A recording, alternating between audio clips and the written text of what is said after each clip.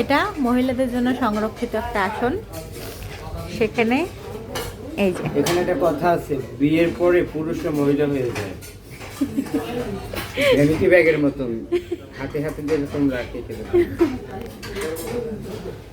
Hello বন্ধুরা, সবাইকে নমস্কার। কেমন আছো সবাই? আশা করছি যে যেখান থেকে দেখছো সবাই ভালো আছো, সুস্থ আছো। আমরাও ভালো আছি। আজ রাত্রেবেলা হঠাৎ আমাদের নান এবং গ্রিল খাওয়ার খুব ইচ্ছা হলো। যেই কথা সেই কাজ, ঘড়িতে প্রায় 10টা বাজে। তাতে কি হয়েছে, আমরা পৌঁছে গেছি গাজী কিচেনে। আমার বরের একখান পঙ্কিরাজ আছে না, তাতে চেপে গভীর রাত্রে দেখো প্রায় রেস্টুরেন্ট ফাঁকা হওয়ার পথে সবাই যে যার মতো চলে যাচ্ছে।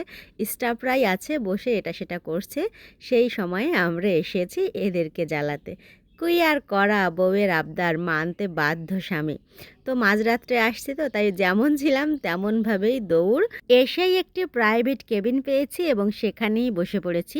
এখানে পর্দাশীল নারীরা মুখ ঢেকে খান এবং কপত কপতিরাও বসে।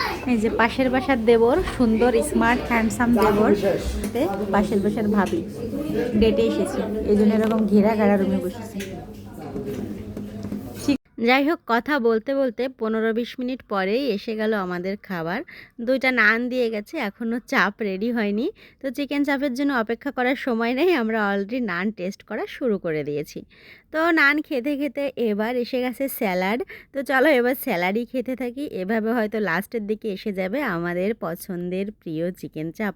যদিও আমার চিকেন চাপের চেয়ে গ্রিলটাই বেশি ভালো লাগে, তারপরেও যেহেতু আজকে শেষ হয়ে গেছে তাই আমরা চিকেন চাপ এবং নান দিয়ে আমাদের আজকের ডিনারটা কমপ্লিট করব। সত্যি সাথে স্বামী থাকলে যে কোনো সময়, যে কোনো পরিবেশে, যে কোনোভাবে যাওয়া যায়।